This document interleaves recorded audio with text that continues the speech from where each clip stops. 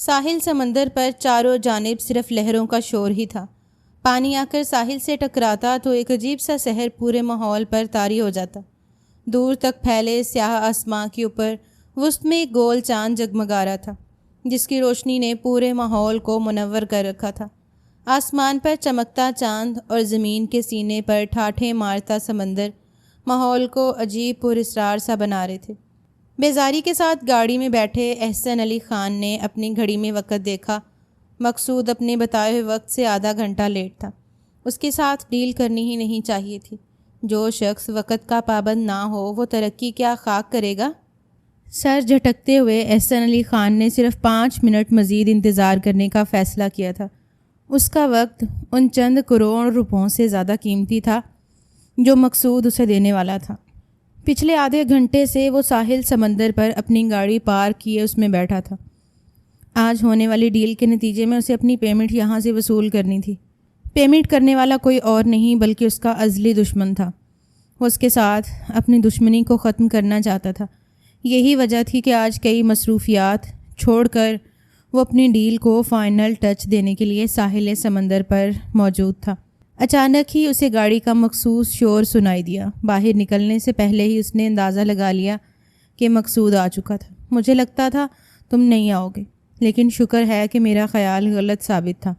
اسے گاڑی سے اترتا دیکھ کر مقصود نے آگے بڑھ کر بڑی گرمجوشی سے اس سے ہاتھ ملایا تھا۔ احسن علی خان نے صرف سر ہلانے پر ہی اکتفا کیا۔ میرے پاس وقت نہیں، وہ بیزاری سے بولا تھا۔ ہاں بالکل، مجھے تمہاری قیمتی وقت کا اندازہ ہے۔ اس طرف تمہاری پیمنٹ گاڑی کی ڈگی میں موجود ہے۔ تم اپنی آنکھوں سے کھول کر دیکھ لو میں تمہارے لیے کیا شاندار تحفہ لے کر آیا ہوں۔ مقصود نے معنی خیز انداز میں دائیں آنکھ مار کر کہا تو احسن علی خان اسے بیزاری سے دیکھ کر رہ گیا تھا۔ وہ 29 سال کا بھرپور مرد تھا۔ سیاہ رنگ کی جینس کے اوپر اس نے سفید کالر والی شرٹ پہن رکھی تھی۔ اس کا آفس ٹائم ختم ہو چکا تھا، اس لیے کالر کی شرٹ کے اوپری 2 بٹن اس نے کب کے کھول ڈالے تھے۔ آستینے کوہنیوں تک موڑتے اس کے مضبوط بازو نمایاں ہو رہے تھے۔ سیاہ آنکھوں میں الجھن تھی۔ مقصود نے اسے گاڑی کی جانب بڑھنے کا اشارہ کیا تو وہ خاموشی سے گاڑی کی جانب بڑھ گیا تھا۔ آگے بڑھ کر ڈگی کا ڈھکن کھولتے ہی اسے ایک زوردار جھٹکا لگا تھا۔ چاند کی مدھم روشنی میں ڈگی کے اندر ایک نسوانی وجود پڑا ہوا نظر آ رہا تھا۔ ڈگی کھلتے دیکھ کر وہ بری طرح سے مچلی تھی، لیکن اس کے ہاتھ اور پاؤں اس بری طرح سے باندھے گئے تھے کہ مچلنے کے باوجود وہ چند انچ سے زیادہ حرکت نہیں کر پائی تھی۔ یہ کون ہے؟ ایک سرسراتا ہوا جملہ احسن علی خان کے لبوں سے ادا ہوا۔ بے اختیار ہی اس نے چاند کے آگے آتے اپنے سائے کو پیچھے ہٹایا تھا۔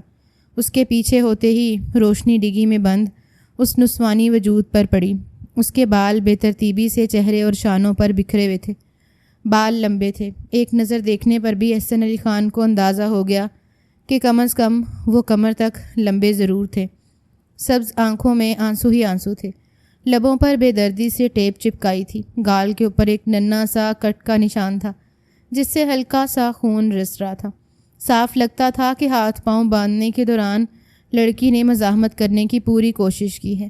ایک غصے بھری لہر احسن علی خان کے وجود میں جاگی۔ پلٹ کر مقصود کی جانب دیکھتے وہ غصے سے دھاڑا تھا۔ کیا ہے یہ سب؟ کیا تمہیں میرے متعلق پتہ نہیں کہ میں اس کماش کا آدمی نہیں ہوں؟ نہ ہی مجھے عورتوں کا شوق ہے اور نہ ہی اس قسم کے تحفے مجھے خوش کر سکتے ہیں۔ اگر تمہارے پاس ڈیل کے بدلے ادا کرنے کے لیے رقم نہیں تھی تو تم انکار بھی کر سکتے تھے۔ اس چند کروڑ کی رقم سے مجھے کوئی فرق نہیں پڑتا، لیکن ایسا گھٹیا تحفہ لا کر میری تذلیل کرنے کی تمہاری ہمت کیسے ہوئی؟ وہ گھرا رہا تھا۔ مقصود کے چھکے چھوٹ گئے۔ پہلے ہی بڑی مشکل سے اپنی دشمنی ختم کر کے وہ احسن علی خان کی سمت دوستی کا ہاتھ بڑھا رہا تھا۔ اس کی دوستی میں اسے کتنا فائدہ تھا یہ بات وہ اور اس کے ہر کارے اچھی طرح سے جانتے تھے۔ ناراض مت ہو یار، اگر تمہیں تحفہ پسند نہیں ہے تو میں اسے واپس لے جاتا ہوں۔ تمہیں تمہاری ڈیل کے بدلے پوری رقم ادا کر دوں گا، بس مجھے ایک رات کا وقت دے دو۔ اپنے ہر کارے کو اشارہ کرتے مقصود نے اسے ڈگی بند کرنے کا حکم دیا تھا۔ احسن علی خان لب بھینچ کر رہ گیا۔ پلٹ کر ایک نگاہ اس نے کھلی ڈگی سے نظر آتے اس نسوانی وجود پر ڈالی۔ اس کی سبز آنکھوں میں بے تحاشا خوف تھا۔ کالج کے سفید یونیفارم جگہ جگہ سے پھٹ چکی تھی۔ احسن علی خان ایک لمحے میں کلک ہوا۔ کیا کرو گے اس کے ساتھ؟ وہ نہ چاہتے ہوئے بھی پوچھ بیٹھا۔ مقصود مسکرا اٹھا۔ اس طرح کی لڑکیوں کے ساتھ کیا کیا جاتا ہے؟ یہ وہی ہے جنہیں اپنی عزت کے بجائے پیسوں سے زیادہ پیار ہوتا ہے، اس لیے اس کو وہی دیں گے جو یہ چاہتی ہے۔ مقصود مکروہ سی ہنسی ہنسا تھا۔ اس کے ہر کارے بھی ہاتھ پر ہاتھ مارتے اب ڈگی کے آس پاس جمع ہو رہے تھے۔ ان کی آوازیں اور جملے معنی خیز تھے۔ لڑکی کے لبوں سے گھٹی گھٹی سی چیخیں نکلنے لگی تھیں۔ ڈگی بند کرتے ہوئے مقصود کے آدمی اب گاڑی میں بیٹھ رہے تھے۔ مقصود نے الوداعی ہاتھ ملانے کے لیے ہاتھ آگے بڑھایا اور وہی احسن علی خان کے لیے فیصلے کا تھا۔ ڈگی بند ہو چکی تھی۔ گاڑی کسی بھی لمحے وہاں سے جانے والی تھی اور گاڑی کے اندر وہ نسوانی وجود شاید دوبارہ اسے کبھی دکھائی نہیں دیتا۔ اور اسی پل احسن علی خان نے فیصلہ کر لیا، رک جاؤ، یہ لڑکی مجھے دے کر جاؤ، مجھے یہ پسند ہے۔ اس کے جملے پر مقصود ایک لمحے کے لیے شاکڈ رہ گیا تھا۔ کیا کہا؟ تمہارے متعلق ایسا کبھی سنا تو نہیں؟ وہ سٹ پٹایا تھا۔ احسن علی خان نے غصے بھری نگاہوں سے اسے دیکھا۔ تو کیا تم ہی میرے لیے تحفہ لے کر نہیں آئے؟ اب اسے واپس لے کر جاؤ گے کیا؟ اس کی بات پر مقصود بری طرح گھبرا گیا تھا۔ ارے نہیں بھائی، کھولو ڈگی، لڑکی خان صاحب کے حوالے کرو۔ اس کے حکم پر اس کے آدمیوں نے فٹافٹ ڈگی کو کھول ڈالا تھا۔ اندر ہاتھ ڈال کر انہوں نے بازو سے دبوچ کر لڑکی کو باہر نکالا۔ انہوں نے اس کے پیر کھول ڈالے تھے مگر ہاتھ نہیں۔ منہ پر بندھی ٹیپ بھی کھولنے کی زحمت نہیں کی گئی تھی۔ بازو سے پکڑ کر ایک لڑکے نے اسے احسن علی خان کی گاڑی میں ٹھوس دیا تھا۔ چلو سرکار، ڈیل فائنل ہوئی۔ اب میں اپنی راہ نکلتا ہوں، تم اپنے راستے۔ یاد رکھنا اب وہ زمین میری ہے۔ مقصود نے احسن علی خان سے خوش آمدانہ انداز میں کہا تو وہ سر ہلاتے ہوئے پلٹ کر اپنی گاڑی میں بیٹھ گیا تھا۔ اس نے وہاں سے گاڑی بھگانے میں زیادہ دیر نہیں لگائی تھی۔ پیچھے بیٹھی وہ لڑکی مسلسل گھٹے گھٹے انداز میں چیختے ہوئے خود کو چھڑانے کی کوشش کر رہی تھی۔ احسن نے پلٹ کر ایک سرد نگاہ اس پر ڈالی۔ زیادہ شور مچانے کی ضرورت نہیں ہے، تھوڑی دیر کے بعد میں اپنے گھر پہنچ جاؤں گا، اس کے بعد تمہیں ان رسیوں سے آزاد کر دوں گا۔ تب تک خاموش بیٹھی رہو، میرے سر میں آلریڈی بہت درد ہے۔ اس کے بعد لڑکی کو سمجھ آئی تھی یا نہیں احسن علی خان کو پتہ نہ لگا، لیکن ایک بار مڑ کر دیکھنے میں اسے اس کی بڑی بڑی آنکھوں میں آنسوؤں کے ساتھ گہرا خوف نظر آیا تھا۔ سکھڑ سمٹ کر پچھلی سیٹ پر بیٹھی وہ مسلسل رو رہی تھی۔ گھر زیادہ فاصلے پر نہ تھا مگر وہ اسے DHA میں بنے اپنے فلیٹ تک لے آیا۔ اس فلیٹ میں وہ کبھی کبھار ہی آتا تھا۔ جب اسے سمندر کا سکون انجوائے کرنا ہوتا تو وہ اسی طرف نکل آتا تھا۔ اسے اندازہ تھا کہ یہاں کے سارے مکین اس وقت سو چکے ہوں گے۔ گاڑی کے پیچھے سے اسے نیچے اتارتے ہی احسن علی خان نے اس کے لبوں پر لگی ٹیپ اتار دی تھی۔ اس نے یوں گہرا سانس لیا جیسے نہ جانے کب سے وہ سانس لینے کے لیے تڑپ رہی تھی۔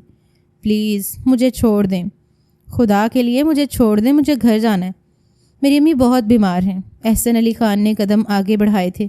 جب اس کی آواز اس کے کانوں میں پڑی وہ بھنا کر پلٹا۔ گھر واپس جانا ہے؟ ماں بیمار ہے؟ اس بات کا خیال تو گھر سے نکلنے سے پہلے کرنا چاہیے تھا نا۔ اور میرے سامنے یہ غریب کارڈ کھیلنے کی تو بالکل کوشش مت کرنا۔ تمہارے چہرے پر لکھا ہے کہ رہوں کے عوض تم کیا کیا کچھ کر سکتی ہو، اس لیے خاموشی سے اندر چلو۔ اس کا ہاتھ پکڑتے ہوئے ایک سرد نگاہ احسن نے اس کے وجود پر ڈالی تھی۔ آنسو اس کے چہرے پر اپنے نشان بنا چکے تھے۔ سرخ لبوں سے ٹیپ اکھاڑنے کے باعث ہلکا سا خون رس رہا تھا۔ بکھرے ہوئے بال بے ترتیب تھے۔ وہ نازک سی لڑکی بمشکل 18 یا 19 سال کی لگتی تھی۔ اس کی مضبوط گرفت محسوس کرتے ہی وہ سسک اٹھی تھی۔ احسن علی خان نے اس بار مڑنے کی ضرورت بھی محسوس نہ کی اور وہ تبھی رکا تھا جب اپنے فلیٹ کا دروازہ کھول کر اندر داخل ہوا۔ خدا کے لیے مجھے گھر جانے دیں، اگر میں وقت پر گھر نہ پہنچی تو میری ماں۔ اس کے الفاظ اس کے حلق میں ہی اٹک گئے تھے۔ احسن علی خان نے مڑ کر ایک کٹیلی نگاہ اس پر ڈالی۔ چلو سناؤ اپنی کہانی، کیا ہوا ہے تمہارے ساتھ؟ روگی دھوگی، بڑا ظلم ہوا، ماں بیمار ہے، باپ نے بیچ ڈالا، جبھی اس پروفیشن کی طرف آئی ہو۔ شرم نہیں آتی تمہیں؟ اپنی عمر دیکھو اور اپنے کام دیکھو۔ جن لوگوں کے ساتھ ابھی تم موجود تھی جانتی بھی ہو کون لوگ ہیں وہ؟ دنیا کے جانے مانے اسمگلرز ہیں۔ تم جیسی لڑکیوں کا یہی انجام ہونا چاہیے۔ کھا جانے والی نگاہوں سے اسے دیکھتا وہ ڈسپینسر اپنے لیے پانی بھرنے لگا تھا۔ پانی کا گلاس ایک ہی گھونٹ میں حلق سے اتارتے اس نے ایک نگاہ لڑکی کو دیکھا۔ وہ بری طرح سے سسک رہی تھی، اپنی سسکیوں کو روکنے کی کوشش میں ہلکان بھی ہو رہی تھی۔ وہ سفید رنگ کے کالج کے لباس میں تھی، جس سے اندازہ ہوتا تھا کہ یہاں آنے سے پہلے وہ صبح کالج بھی گئی تھی۔ گھڑی نے رات کے 12 بجے گھنٹہ بجایا تو لڑکی نے خوفزدہ نگاہوں سے چونک کر گھڑی کی سمت دیکھا تھا۔ اوہ میرے خدا، 12 بج گئے، مجھے واپس جانا ہے ہر صورت۔ وہ دروازے کی سمت لپکی تھی، لیکن اس سے پہلے کہ وہ باہر نکلتی، احسن علی خان نے آگے بڑھ کر اس کا ہاتھ پکڑا۔ تم کوئی سنڈریلا ہو جو تمہیں 12 بجے اپنے گھر جانا ہے؟ تمہاری قیمت دے کر آیا ہوں میں، تو مجھے اپنی قیمت وصول کرنے دو۔ ویسے تو مجھے عورتوں میں کوئی دلچسپی نہیں ہے اور نہ ہی اس طرح کے شوق، میں نے پالے ہیں، لیکن کالج یونیفارم میں ہو کر تم ایسے لوگوں کے ساتھ ملی ہو کہ دل چاہتا ہے تمہارا وہ حشر کروں کہ تم جیسی لڑکیاں گھر سے باہر قدم نکالتے ہوئے بھی 100 دفعہ سوچیں۔ گھونٹ گھونٹ پانی پیتا ہوا وہ دلچسپ نگاہوں سے اسے دیکھ رہا تھا، لیکن اس کے الفاظ تھے یا کھولتا ہوا لاوا۔ سامنے کھڑی لڑکی پھوٹ پھوٹ کر رو دی۔ اسے پتہ تھا جائے پناہ اس کے لیے کہیں نہیں ہے۔ سامنے کھڑا یہ مضبوط چھاتی والا مرد اس کے ساتھ بھرپور انصاف کرنے کا ارادہ رکھتا تھا۔ دونوں ہاتھ اس کے سامنے جوڑتے وہ نیچے فرش پر بیٹھتی چلی گئی تھی۔ وہ مہرین تھی۔ پچھلے مہینے اس کی 19ویں سالگرہ گزری تھی۔ سالگرہ کیا تھی، گھر میں ہی ایک موم بتی جلا کر اس نے خود کو وش کیا تھا۔ گھر کے حالات جتنے بگڑے ہوئے تھے، ان بگڑے ہوئے حالاتوں میں کیک لانا تو دور کی بات تھی، موم بتی بھی اسے گھر میں ڈھونڈنے پر ہی ملی تھی۔ ابا کا انتقال ہو چکا تھا۔ ان کی ایک چھوٹی سی دکان پر نہ جانے کس نے قبضہ کر لیا تھا کہ اماں کئی لوگوں کے گھروں میں چکر لگانے کے باوجود وہ قبضہ نہ چھڑوا پائی تھی۔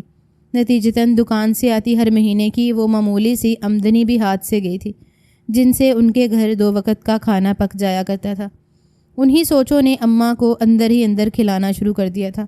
ماں کی گرتی صحت اور چھوٹے بھائی کا ختم ہوتا اسکول دیکھ کر مہرین بے بسی کی انتہاؤں پر پہنچ گئی تھی، اور اسی لیے اس نے کالج کے بعد ان 2 گھروں میں ٹیوشن دینے کا فیصلہ کیا۔ ٹیوشن پڑھنے والے بچے چھوٹی کلاسوں کے تھے، ان سے بمشکل اتنے پیسے ہی بنتے کہ مہینے کے آخر میں مہینے بھر کے لیے کچھ راشن اکٹھا ہو جاتا۔ اماں کو تو ایسا غم لگا کہ وہ چارپائی کی ہو کر ہی رہ گئیں۔ آپ کیوں فکر کرتی ہیں اماں؟ میرے انٹر کے ایگزامز ہونے والے ہیں، ایگزامز ہوتے ہی میں کسی اسکول میں جاب کروں گی۔ وہ اماں کو یوں گھلتا ہوا دیکھتی تو چارپائی پر ان کے پاس بیٹھ کر انہیں تسلیاں دیتی۔ حقیقت تو یہ تھی کہ وہ خود بھی اندر تک ٹوٹتی جا رہی تھی۔ کتنے خواب تھے زندگی کے لحاظ سے اس کی آنکھوں میں۔ سبز آنکھوں کی جھیل اب خشک سی دکھائی دیتی تھی۔ گھر میں ابا کا ایک پرانا سا موبائل تھا جس میں پڑی سم سے خاندان میں اگر کسی کو کال کرنی ہوتی تو کر لی جاتی تھی، لیکن عرصہ ہوا خاندان والوں نے انہیں فون کرنا ہی چھوڑ دیا تھا۔ وہ چھوٹا سا فون بھی ہمیشہ خاموش ہی رہتا، کیونکہ خاندان والوں کو لگتا تھا اگر ان لوگوں سے رابطہ کیا گیا تو جیب سے چند روپے ادا کرنے ہی پڑ جائیں گے۔ مہرین اپنے رشتہ داروں کو اس معاملے میں حق بجانب سمجھتی تھی۔ اسے پتہ تھا کسی نے بھی جس دن رابطہ کیا وہ ماں کے علاج کے لیے ان سے رقم مانگ لے گی۔ خود اس کی خودداری اس بات کی اجازت نہیں دیتی تھی کہ خود فون کر کے کسی سے رقم مانگے۔ یوں ہی بے کیف سے دن گزرتے جا رہے تھے، جب امتحان کے دوران اسے کیلکولیٹر کی ضرورت پڑی۔ بیگ سے پرانا سا کیلکولیٹر نکال کر دیکھا، لیکن اس کے سیل ختم ہو چکے تھے۔ 2-3 دفعہ ٹھوک بجانے کے باوجود وہ نہ چلا، تو مہرین نے مایوسی سے اسے بیگ میں واپس ڈال دیا۔ آپ موبائل میں کیلکولیٹر استعمال کر لیں، چھوٹے نے مشورہ دیا تو مہرین کے لبوں پر مسکراہٹ دوڑ گئی۔ اچھا آئیڈیا ہے۔ سادہ سے شلوار قمیض میں ملبوس وہ کیلکولیٹر لے کر کتابیں اٹھائے چھت پر چلی آئی تھی۔ کتنی دیر تک سوالات حل کرتے کرتے اس کی کمر میں درد ہونے لگا تھا۔ تھوڑی دیر کے لیے کتابیں بند کر کے اس نے ایک سائڈ پر رکھ دیں، اور تبھی موبائل بجا۔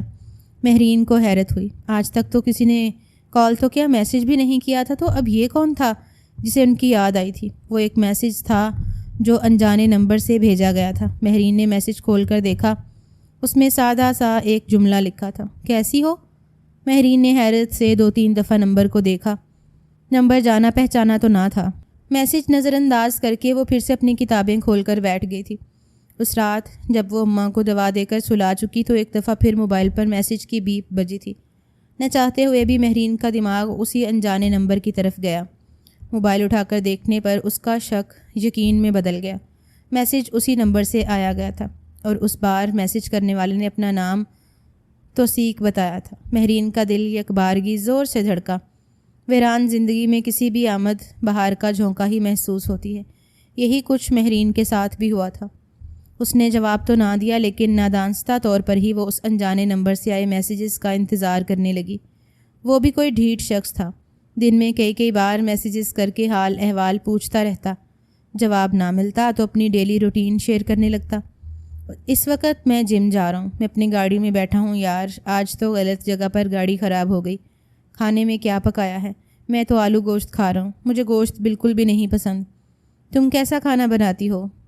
تندی سے وہ چھوٹے چھوٹے جملے لکھ کر بھیجتا رہتا۔ ہر میسیج پڑھتے مہرین کے لبوں پر ایک مسکراہٹ بکھر جاتی۔ انجانے میں ہی وہ اس شخص کے ساتھ خود کو جڑا ہوا محسوس کرنے لگی تھی، اور ایک روز کپکپاتے ہاتھوں سے مہرین نے اس شخص کو جواب ہی دیا تو وجہ سے اس کے انتظار میں تھا۔ میسیجز کی ایک لائن تھی جو اس کے بعد مہرین کو وصول ہوتی رہی۔ مہرین کسی بات کا جواب دیتی اور کسی بات کا نہیں، لیکن رفتہ رفتہ وہ توثیق کی عادی ہوتی جا رہی تھی۔ دن بھر گھر کے کام کاج نپٹاتے، کالج میں کلاسز اٹینڈ کرتے، اس کا دھیان توثیق کی جانب ہی رہتا۔ وہ اس کی باتیں توجہ سے سنتا تھا۔ مہرین اسے ماں کی بیماری کے بارے میں بتاتی، چھوٹے کا اسکول ختم ہونے کے بارے میں بتاتی، تو وہ ہمدردی سے سنتا۔ تم کتنی بہادر ہو مہرین، گھر کے اتنے سارے مسائل سے تم اکیلی لڑ رہی ہو، تم تو میری آئیڈیل ہو۔ جب وہ یہ کہتا تو مہرین کا دل زور سے دھڑک اٹھتا تھا۔ اور ایک روز جب کالج میں ہونے والے فنکشن کے لیے اس کے پاس دینے کے لیے 100 روپے بھی نہ تھے، وہ تکیے میں منہ چھپائے پھوٹ پھوٹ کر رو رہی تھی کہ اچانک سراہنے کے نیچے رکھا موبائل بجنے لگا۔ مہرین نے بے دہانی سے کال ریسیو کر کے کان سے لگائی۔ دوسری جانب توثیق تھا۔ تم رو رہی ہو؟ اس کی بھیگی آواز سنتے ہی اس سے پوچھا تھا۔ مہرین ایک پل کے لیے جامد ہو گئی۔ آج سے پہلے کبھی اس نے توثیق سے فون پر بات نہیں کی تھی، لیکن وہ پہلی دفعہ تھا۔ جھجک ختم ہو گئی۔ مہرین کو دل کی باتیں کرنے کے لیے ایک آسرا مل گیا تھا۔ جی، وہ بھی اس کے زخموں پر لفظوں کے بھاپے رکھتا رہتا، اسے اتنی محبت دیتا کہ مہرین خود کو ہواؤں میں اڑتا ہوا محسوس کرنے لگتی تھی۔ حالات اب بھی وہی تھے، پریشانی اب بھی ویسے ہی تھی، لیکن مہرین کے لبوں پر ہر وقت مسکراہٹ رہنے لگی۔ توثیق نے اس سے وعدہ ہی اتنے شاندار طریقے سے کیا تھا، صرف 1 سال اور، بس میرے ماما بابا انگلینڈ سے واپس آ جائیں، میں تمہارے گھر رشتے کے لیے بھیج دوں گا، اور پھر تم سے نکاح کر لوں گا۔ نکاح کے فوراً بعد تمہاری پریشانیاں میری ہو جائیں گی، پھر تمہیں پریشان ہونے کی قطعاً کوئی ضرورت نہیں۔ اس کے لہجے میں اتنی محبت ہوتی تھی کہ مہرین ایک پل کے لیے سارے غم بھول جاتی تھی۔ وہ ہنسی خوشی یہ چند دن بھی کاٹ لیتی اگر اس روز کالج سے واپسی پر اسے اماں چارپائی سے نیچے گری ہوئی نہ ملتی۔ وہ بوکھلا کر ماں کی طرف لپکی۔ کالج کا بیگ راستے میں ہی اس نے اتار پھینکا۔ اماں کیا ہوا ہے آپ کو؟ بوکھلا کر ماں کو سیدھا کرتے اس نے ان کی نبض چیک کرنا چاہی اور اس کے ہاتھ پاؤں پوری طرح سے پھول گئے۔ نبض اتنی مدھم تھی کہ گمان ہوتا تھا کب کی رک چکی ہے۔ ان کا رنگ پیلا پڑ رہا تھا۔ کپکپاتے ہاتھوں سے اماں جان نے اپنے سینے میں درد کا اشارہ کیا۔ مہرین کے قدموں تلے سے زمین نکل گئی۔ کئی دنوں سے وہ مسلسل سینے میں درد کی شکایت کر رہی تھیں، لیکن گھر میں پیسے نہ ہونے کی وجہ سے مہرین انہیں ڈاکٹر کے پاس بھی نہ لے کر جا سکی، مگر اب تو مجبوری تھی۔ وہ الٹے قدموں گھر سے باہر بھاگی۔ پڑوس والے شکیل چچا کو رکشہ نکالنے کا کہتے ہوئے وہ واپس اندر آئی تھی۔ اس کے پرس میں چند 100 روپے پڑے ہوئے تھے۔ کل ہی اسے ٹیوشن کی فیس ملی تھی۔ اس کے پاس یہی کل متاع حیات تھی۔ رقم لے کر وہ اندھا دھند ہسپتال کی طرف بھاگی۔ پورے راستے وہ اماں کو سنبھالتی رہی، لیکن ہسپتال پہنچنے سے پہلے ہی وہ بے ہوش ہو چکی تھیں۔ آپ کی ماں کی حالت بہت نازک ہے۔ آپ انہیں اتنے دن لے کر اب تک کہاں بیٹھی ہوئی تھیں؟ ان کی دل کی شریانوں کی حالت خراب ہے، آپریشن کرنا پڑے گا، ECG ہوگی، تمام خرچہ ملا کر اتنی رقم بنے گی۔ ڈاکٹر نے پرچے کے اوپر رقم لکھ کر مہرین کی طرف بڑھائی تو ایک پل کے لیے وہ ساکت رہ گئی۔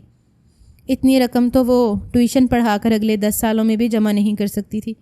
ماں کے علاج کے لیے اتنی رقم وہ کہاں سے لاتی؟ ڈاکٹر نے اسے 1 دن کا ٹائم دیا تھا۔ آنسو پیتے ہوئے ہسپتال سے باہر نکل آئی۔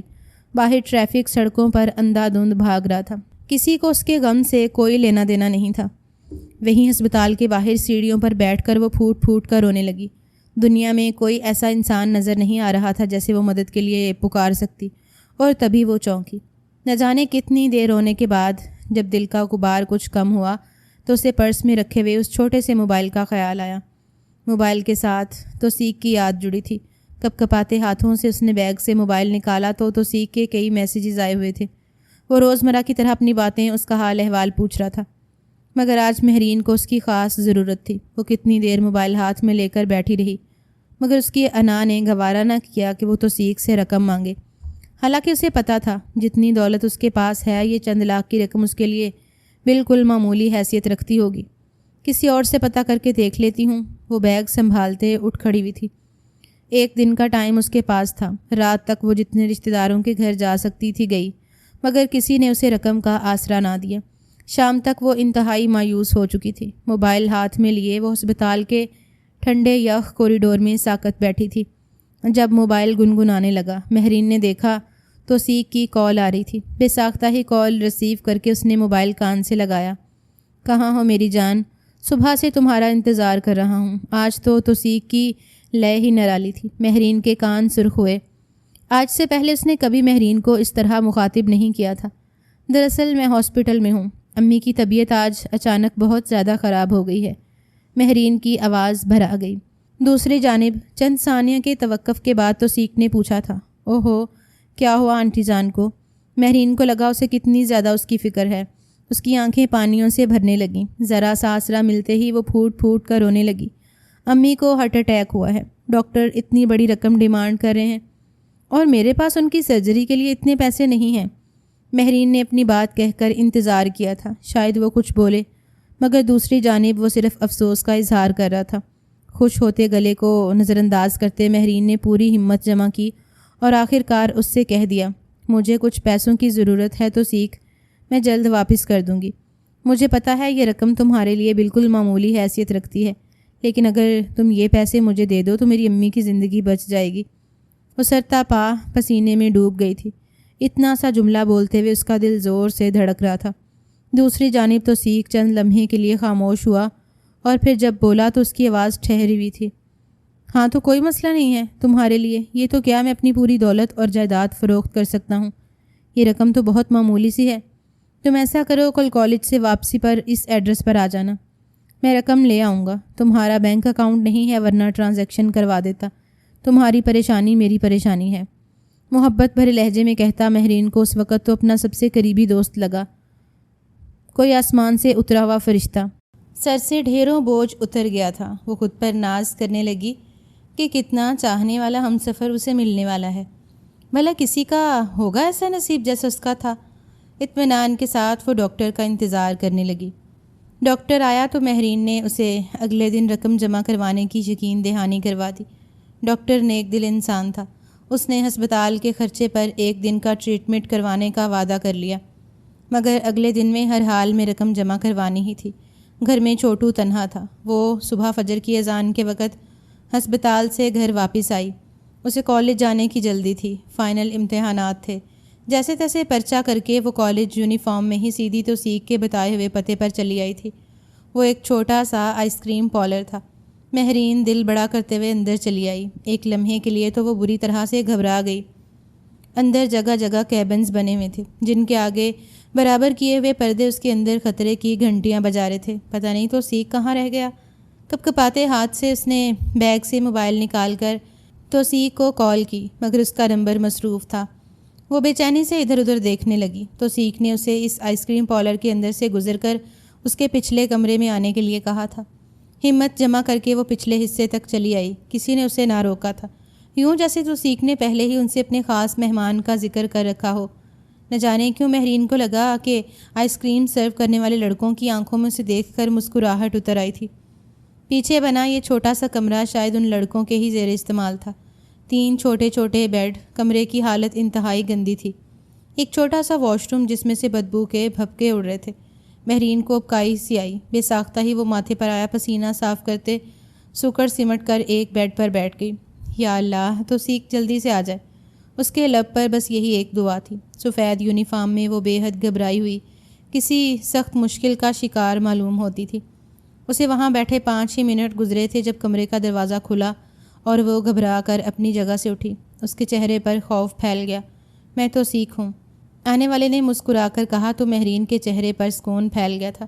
اس نے آج پہلی دفعہ توثیق کو دیکھا تھا۔ آواز وہی تھی۔ وہ ایک پل میں اسے پہچان گئی۔ یہ بہت عجیب سی جگہ ہے، مجھے یہاں بہت گھبراہٹ ہو رہی ہے، ہم کہیں باہر چلیں؟ مہرین نے بیگ پر اپنی گرفت مضبوط کرتے بمشکل کہا تھا۔ توصیق نے گہری نظر سے اس کا جائزہ لیا۔ نامعلوم کیوں مہرین کو یوں محسوس ہوا جیسے وہ کسی گہری سوچ میں گم تھا۔ ہاں چلتے ہیں باہر، اتنی جلدی کیا ہے؟ اس نے پلٹ کر دروازہ لاک کیا۔ مہرین کی آنکھیں بے یقینی سے پھیلیں۔ دروازہ کیوں لاک کر رہے ہو؟ وہ گھبرا کر 2 قدم پیچھے ہٹی تھی۔ ہر بات میں سوال کرتی ہو یار، ابھی باہر سے کوئی آ جائے گا ڈسٹرب کرنے۔ اتنے مہینوں سے تم پر محنت کر رہا ہوں، آج تو ہاتھ لگی ہو، اب اتنی جلدی دوسروں کو تھوڑی نہ باری آنے دوں گا۔ وہ جھنجھلا کر کہتا اس کی سمت پلٹا تھا۔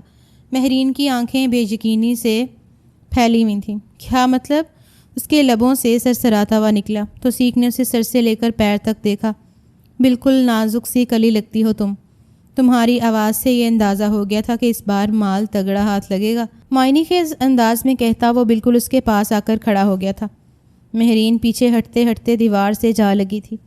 آنکھیں بے یقینی سے توصیق پر جمی تھیں۔ یہ کیا بات کر رہے ہو توصیق؟ میں تم سے پیسے لینے کے لیے آئی ہوں۔ وہ گھبرا اٹھی تھی۔ ایک دم کچھ غلط ہو جانے کا احساس اس کے اندر جاگا۔ توصیق نے سر جھٹکا۔ ارے ہاں یار، پیسے مل جائیں گے تمہیں۔ پیسے کر رہی ہو کب سے؟ میری جانب بھی دیکھ لو، کب سے اپنا پیسہ تمہارے اوپر لٹا رہا ہوں۔ پتہ ہے ایک کال پر کتنے پیسے کٹتے ہیں؟ دائیں ہاتھ سے اس کی کلائی اپنی گرفت میں لیتے توصیق نے رال ٹپکاتے ہوئے کہا تھا۔ مہرین نے سختی سے اپنی آنکھیں مینچ لیں۔ اس نے غلطی کر لی تھی اور اسے اس بات کا احساس ہو گیا تھا۔ پیچھے ہٹو، مجھے یہاں سے جانا ہے۔ اس نے توصیق کو دھکا دیتے ہوئے وہاں سے نکلنا چاہا مگر وہ بپھرا ہوا تھا۔ اس نے دونوں بازوؤں سے پکڑ کر مہرین کو دیوار سے لگایا اور اس کا راستہ مکمل طور پر روک کر کھڑا ہو گیا۔ کیوں جانا ہے؟ پیسے نہیں چاہیے کیا؟ تمہاری ماں مر رہی ہے ہسپتال میں، کل سے سر کھایا ہوا تم نے پیسہ کر کے، اب لے کر جانا پیسے، لیکن اس سے پہلے مجھے خوش کر دو۔ وہ اس کی جانب جھکا۔ مہرین کے لبوں سے ایک چیخ نکلی تھی۔ اسے ایک زوردار دھکا دیتے ہوئے وہ تیزی سے باہر کی سمت بھاگی۔ اپنے پیچھے اسے توصیق کی گالی سنائی دی تھی۔ وہ پاگلوں کی طرح اس پر جھپٹا تھا مگر اس کے آنے سے پہلے مہرین دروازہ کھول کر اندھا دھند باہر بھاگی۔ آئس کریم پارلر میں بیٹھے کپلز نے مڑ کر اس طرح بھاگتے دیکھا۔ پاگلوں کی طرح باہر بھاگتے اس کے ذہن میں بس یہی تھا کہ جلد از جلد اسے توصیق کی پہنچ سے دور جانا ہے، مگر اس کی قسمت فی الحال اتنی اچھی نہ تھی۔ آنکھوں میں آنسوؤں کو رگڑ کر صاف کرتے وہ روڈ پار کرنے ہی لگی تھی جب سامنے سے آتی گاڑی نے اسے زوردار ٹکر ماری۔ وہ اچھل کر دور جا گری تھی۔ درد کی ٹھیسیں اس کے پورے وجود میں جاگیں۔ آنکھوں کے آگے اندھیرا چھانے لگا لیکن اسے اپنی جان سے زیادہ عزت کی پرواہ تھی۔ گھبرا کر اس نے مڑ کر دیکھا۔ توصیق اس کے سر پر پہنچ چکا تھا۔ پکڑو اس چڑیا کو، بہت ہواؤں میں اڑ رہی ہے، ابھی نکالتا ہوں سارے بل۔ اسے بازو سے پکڑ کر گھسیٹتے ہوئے توصیق نے سامنے کھڑی وین میں ٹھونس دیا تھا۔ مہرین کے لبوں سے گھٹی گھٹی سی چیخ نکلی مگر وہ تازہ چوٹوں کے درد سے بے حال تھی۔ توصیق نے اندر بیٹھ کر گاڑی کا دروازہ بند کر دیا تھا۔ اندر بیٹھتے ہی اس نے تیزی سے مہرین کے ہاتھ اور پاؤں باندھ دیے تھے۔ لبوں پر ٹیپ لگا کر اس نے ایک زوردار مکہ مہرین کی طرف کن پٹی پر مارا۔ اس کی آنکھوں کے آگے اندھیرا چھا گیا۔ کیا کر رہا ہے یار، اتنا مارے گا تو مال کی شکل ہی بگڑ جائے گی۔ جانتا ہے مقصود ہر چیز دیکھ بھال کر خریدتا ہے، اس بار ہمیں مال اس کو سپلائی کرنا ہے، ذرا اپنے ہاتھوں کو کنٹرول میں رکھ۔ ڈرائیونگ سیٹ پر بیٹھے ہوئے شخص نے توصیق سے کہا مگر بے ہوش ہونے سے پہلے مہرین ان کی گفتگو سن چکی تھی۔ وہ جہنم کے کس گھڑے میں گر چکی تھی، اسے اب اندازہ ہو رہا تھا۔ بند ہوتی آنکھوں کے ساتھ اس نے گاڑی سٹارٹ ہونے کی آواز سنی تھی۔ اس کی آنکھ کھلی تو وہ کسی چھوٹے سے ڈبے میں بند تھی۔ وہ بری طرح گھبرا اٹھی۔ بچپن سے ہی اسے تنگ جگہوں کا خوف تھا۔ یوں لگا جیسے سانس بند ہونے لگی ہو، اور سانس تو حقیقت میں بند ہو رہی تھی کیونکہ اس کے لبوں پر ٹیپ لگا کر اس کی آواز بند کر دی گئی تھی۔ ہاتھ پاؤں بری طرح سے جھکڑے ہوئے تھے۔ وہ جتنا تڑپتی اتنی ہی گھٹن کی شکار ہوتی۔ بے بسی سے اس کی آنکھوں سے آنسو بہنے لگے۔ پتہ نہیں اب آگے اس کے ساتھ کیا ہونا تھا۔ گاڑی کسی انجان منزل کی جانب چلتی جا رہی تھی۔ نہ جانے کتنے گھنٹے سفر جاری رہا۔ وہ کبھی جاگ جاتی، کبھی بے ہوش ہو جاتی۔ اب تو اس کے اندر چیخنے چلانے کی بھی سخت ختم ہو چکی تھی۔ آخر کار گاڑی کسی مقام پر جا کر رک گئی۔ وہ ہوش و حواس میں تھی۔ اسے آوازیں آ رہی تھیں، شاید کسی ڈیل کی بات ہو رہی تھی۔ باتوں سے اسے اندازہ ہوا کہ اس کی گاڑی میں مزید بھی کئی افراد بیٹھے تھے جو اب اسی کے سودے کی بات کر رہے تھے۔ مہرین کا دل چاہا وہ زمین میں غرق ہو جائے۔ ایک غلط شخص پر بھروسے نے اسے کہاں تک پہنچا دیا تھا، اور چند ہی لمحوں بعد کسی نے ڈگی کھولی۔ مہرین نے گھبرا کر آنکھیں میچ لی تھیں۔ چاند کی روشنی آنکھوں پر پڑی تو اس نے بے ساختہ اپنی آنکھیں اٹھا کر دیکھا۔ سامنے نظر آنے والے مرد کا چہرہ شاید دنیا کا سب سے حسین ترین چہرہ تھا، لیکن اس کے چہرے پر سنجیدگی تھی اور آنکھوں میں سختی۔ یہ اس کا نیا خریدار تھا جس نے مقصود سے اسے خریدا تھا۔ ہاتھ جوڑے مہرین نے سر اٹھا کر سامنے دیکھا۔ وہ رونت کے ساتھ سامنے صوفے پر بیٹھا ایک کے بعد ایک سگریٹ پھونک رہا تھا۔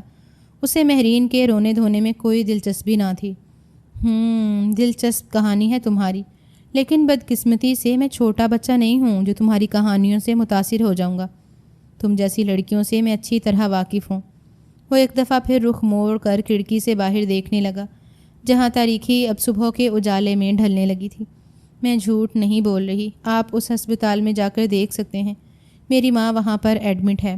تو سیکھ سے میں نے صرف ان کے علاج کے لیے پیسے مانگے تھے، میں نے تو اسے دیکھا ہی پہلی دفعہ تھا۔ وہ ایک دفعہ پھر پھوٹ پھوٹ کر رونے لگی تھی۔ سامنے بیٹھے احسن علی خان نے مڑ کر دیکھا تو سیکھ کا نام اس نے پہلی دفعہ سنا تھا۔ اس نے تو مقصود سے اسے خریدا تھا۔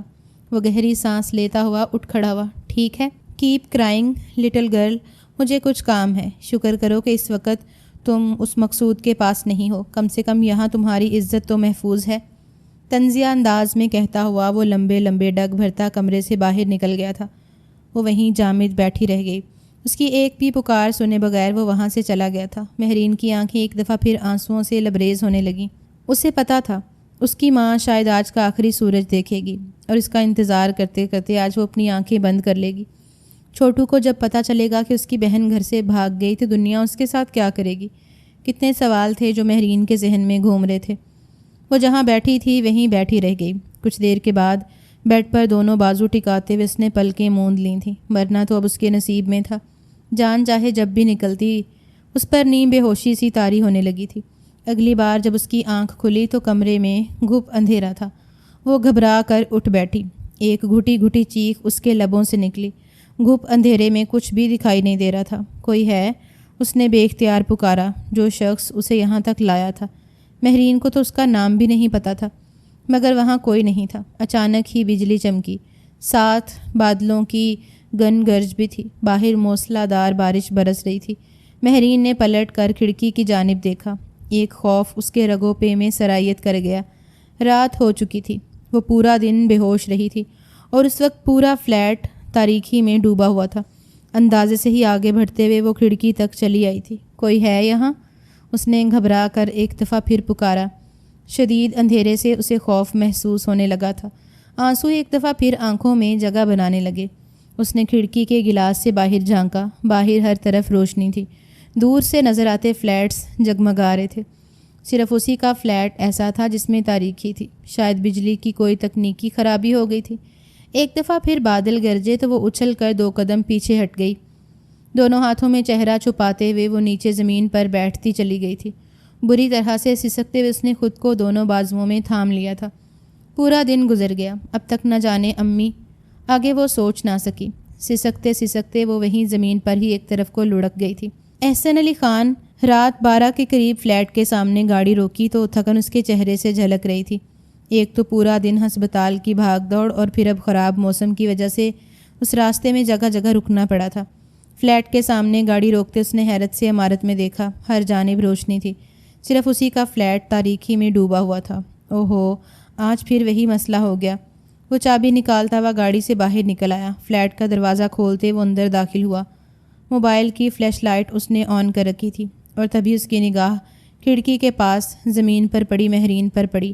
وہ بوکھلا کر تیزی سے اس کے قریب آیا تھا۔ اے لڑکی، سنو، اٹھو۔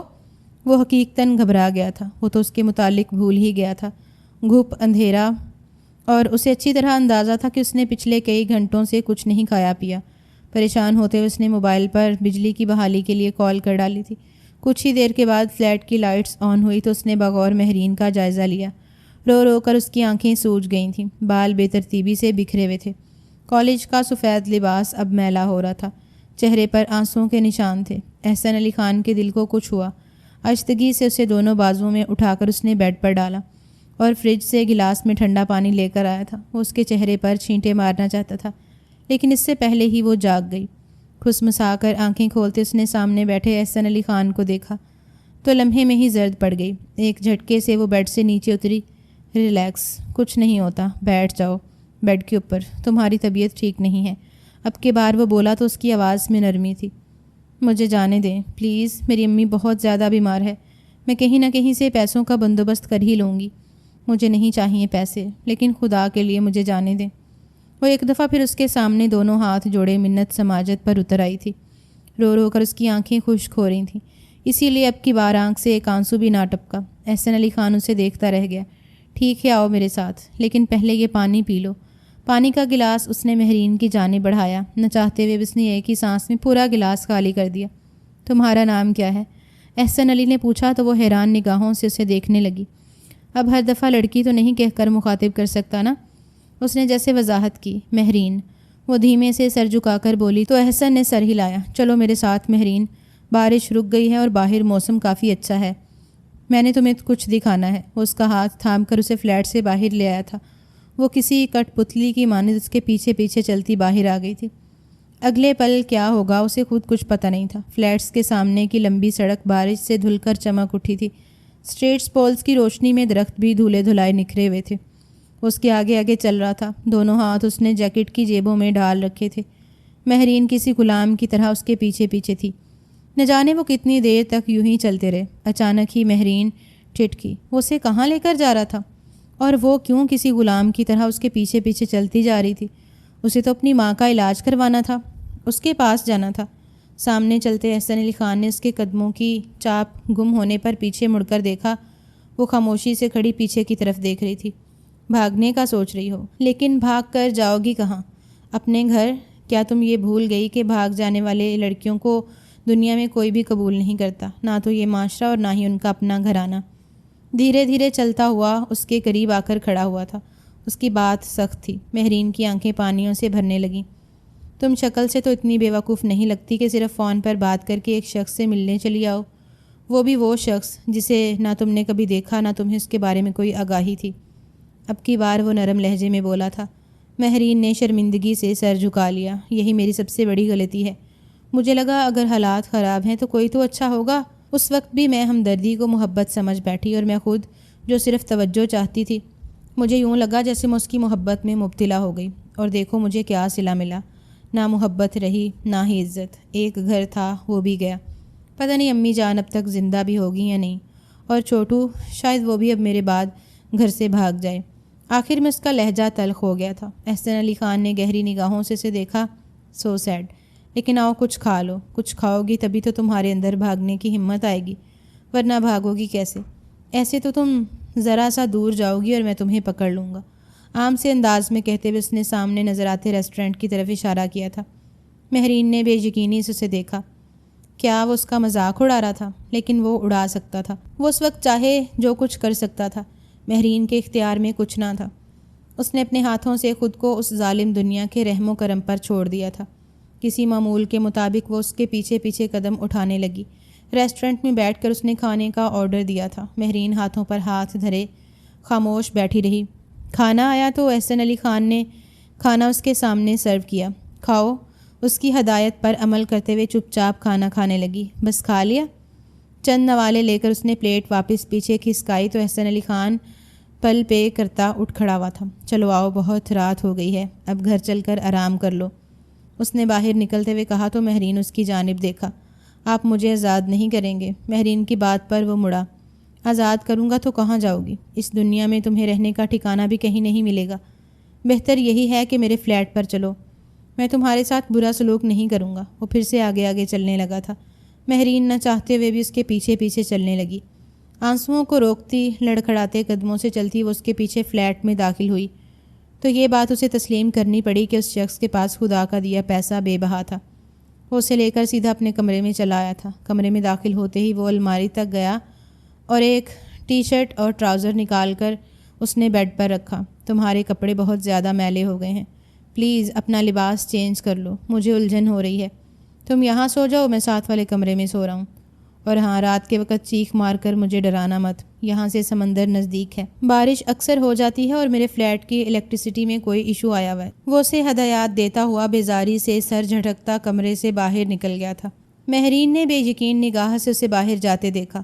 کپ کپاتے ہاتھوں سے ڈور لاک کرتے ایک دفعہ پھر اس کا اپنی قسمت پر ماتم کرنے کو جی چاہا تھا، پلٹ کر بیڈ پر بیٹھتے وہ پھوٹ پھوٹ کر رونے لگی تھی۔ اگلی صبح وہ جاگی تو کمرے پر دستک ہو رہی تھی۔ اس نے اٹھ کر دروازہ کھولا تو وہ سامنے کھڑا تھا۔ ایک شاپر اس کے ہاتھ میں تھا۔ جلدی سے کپڑے چینج کر لو۔ مہرین نے ابھی تک کالج کا لباس ہی پہنا تھا۔ اس کا دیا ٹی شرٹ اور ٹراؤزر وہیں بیڈ پر دھرا تھا۔ لفافہ ہاتھ میں لیے وہ اندر مڑی۔ اس میں ایک زنانہ ڈریس تھا، شاندار اور برانڈڈ۔ جلدی سے کپڑے بدل کر آؤ، میں نیچے گاڑی میں انتظار کر رہا ہوں۔ وہ کہتا ہوا پلٹ گیا تو مہرین نے اس کے پیچھے جانے میں ہی عافیت سمجھی۔ کچھ ہی دیر کے بعد وہ گاڑی میں اس کے ساتھ بیٹھی تھی اور وہ آندھی اور طوفان کی سپیڈ سے گاڑی چلا رہا تھا۔ اس کے چہرے پر گہری سنجیدگی تھی۔ گاڑی ہسپتال کے سامنے رکی تو مہرین کو ایک زوردار جھٹکا لگا۔ یہ تو وہی ہسپتال ہے جہاں امی، ٹوٹا ہوا جملہ اس کے لبوں سے نکلا تو احسن علی خان نے سر ہلا دیا۔ پہلی بار اس کے لبوں پر وہ مسکراہٹ دیکھ رہا تھا۔ ہاں، یہ وہی ہاسپٹل ہے، اب چلو اندر، ہماری امی جان تمہارا انتظار کر رہی ہیں، وہ ہلکے پھلکے انداز میں کہتا اپنی طرف کا دروازہ کھول کر نیچے اتر گیا تھا۔ مہرین گھنگ رہ گئی۔ کپ کپاتے ہاتھوں سے ڈور لاک کھول کے وہ باہر آئی۔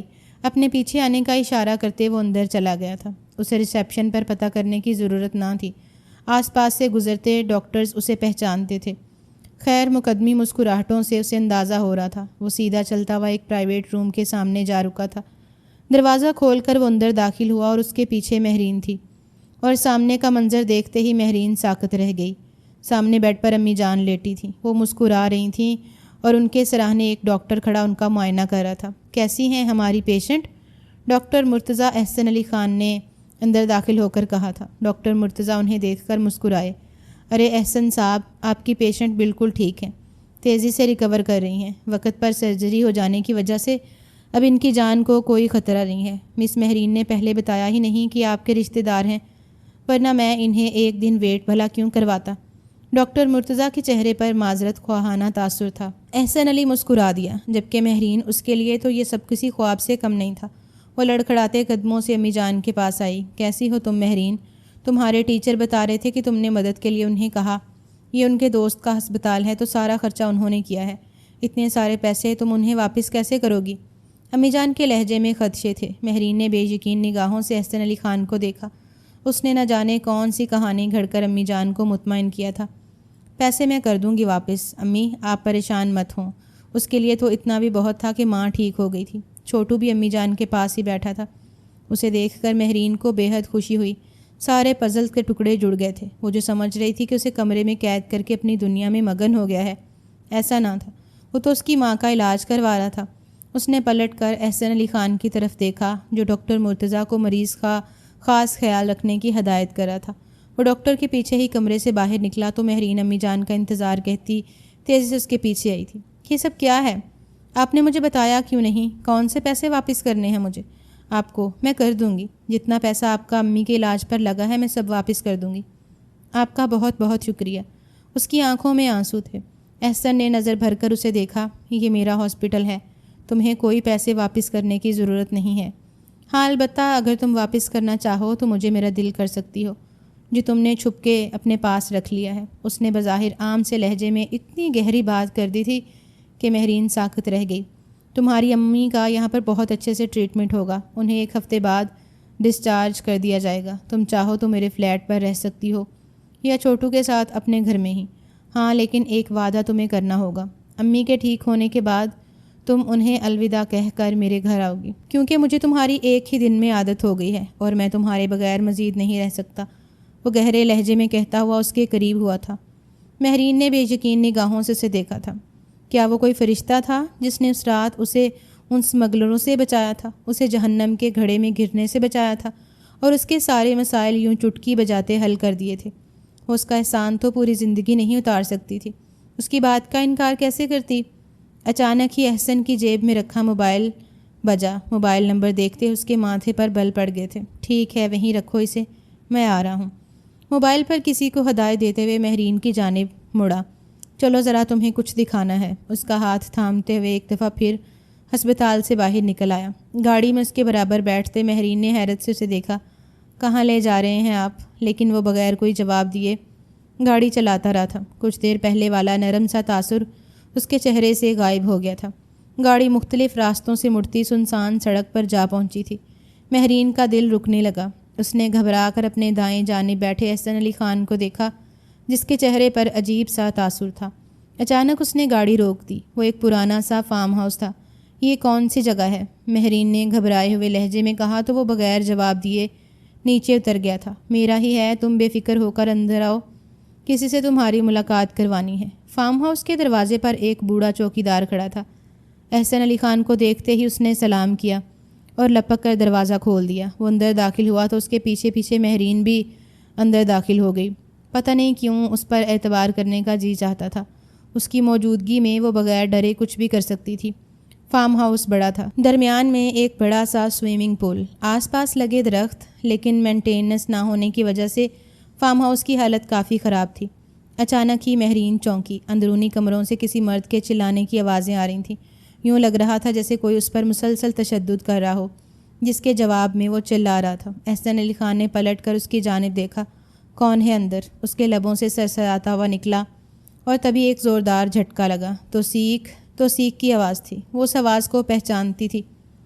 مہینوں تک اس نے اسی آواز کو اپنا مسیحا مان کر اس سے باتیں کی تھیں۔ مہینوں تک وہ سارا دن اس آواز کو سننے کی منتظر رہتی تھی، اور اب یہ آواز اس پورے فارم ہاؤس میں گونج رہی تھی۔ خدا کے لیے مجھے مت مارو، میں آئندہ ایسا کبھی نہیں کروں گا۔ مجھے نہیں پتا تھا وہ تمہارے صاحب کی لڑکی ہے۔ پتہ ہوتا تو میں اس پر ہاتھ ہی کیوں ڈالتا۔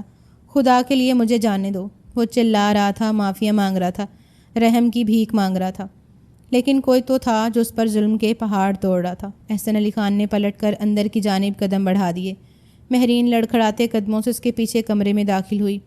اندر کا ماحول دیکھ کر وہ ساکت رہ گئی۔ 4 ہٹے کٹے نوجوان کھڑے تھے۔ کسی کے ہاتھ میں ڈنڈا تھا، کسی کے ہاتھ میں بیلٹ اور کسی کے ہاتھ میں لوہے کی راڈ۔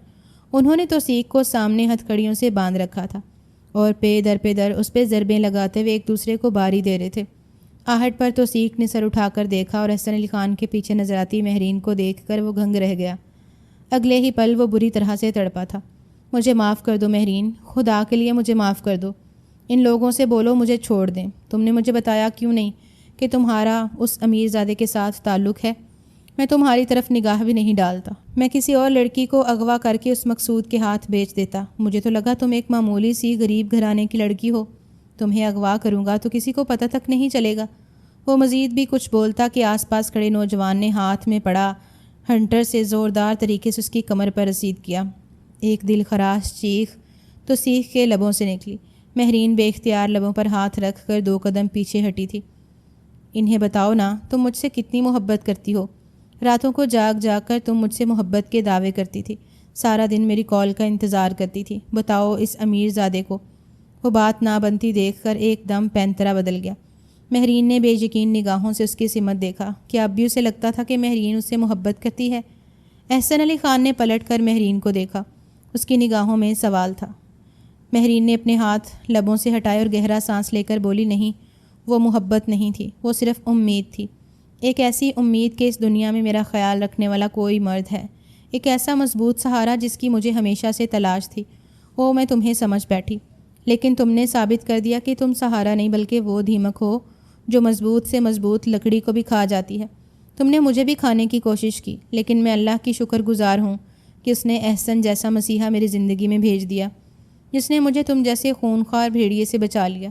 اب یہ تمہیں جان سے بھی مار ڈالے تب بھی مجھے کوئی پرواہ نہیں، کیونکہ محبت مجھے تم سے نہیں بلکہ اس سے ہے۔ 2 قدم اٹھا کر وہ احسن علی خان کے پیچھے آ کر کھڑی ہو گئی تھی۔ وہ جامد ہو گیا۔ اس کی نگاہوں میں پہلے بے یقینی ابھری اور پھر اس کی جگہ ایک انتہائی خوشگوار تاثر نے لے لی تھی۔ مہرین مسکرا رہی تھی۔ اس کے چہرے پر ایک پر اعتماد تاثر تھا۔ احسن علی خان نے بھرپور نگاہ اس پر ڈالی اور پلٹ کر توثیق کو دیکھا، جو جان بچانے کے لیے ایک دفعہ پھر گلا پھاڑ کر چلا رہا تھا، مارو اسے، تب تک جب تک یہ اس لائق نہ رہے کہ کسی شریف گھرانے کی لڑکی کی طرف آنکھ اٹھا کر بھی نہ دیکھ سکے۔